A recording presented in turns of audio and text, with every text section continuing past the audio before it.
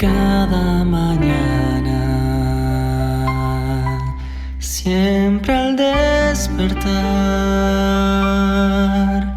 me pregunto cómo llegaré hasta el final. En el conflicto entre el bien y el mal, pero su palabra me alienta y me guiará.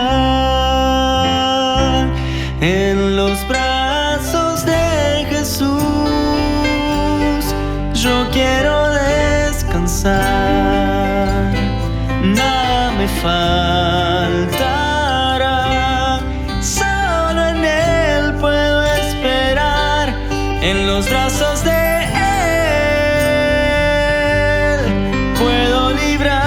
de este afán, siempre esperando en la promesa que regresará.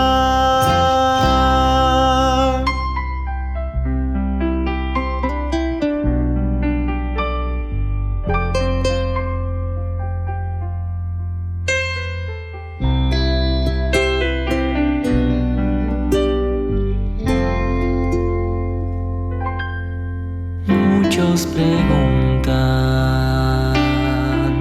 ¿quién nos salvará? Y descuidan de Dios la promesa que Él vendrá. ¿Cuántos sucesos van a acontecer? Pero su luz brilla en los escogidos que van a vencer. En los brazos de Jesús yo quiero descansar, nada me faltará, solo en Él puedo esperar. En los brazos de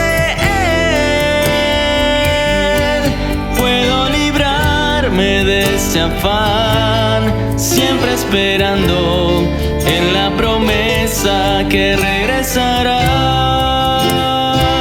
En los brazos de Jesús yo quiero descansar, nada me faltará, solo en Él puedo esperar. En los brazos de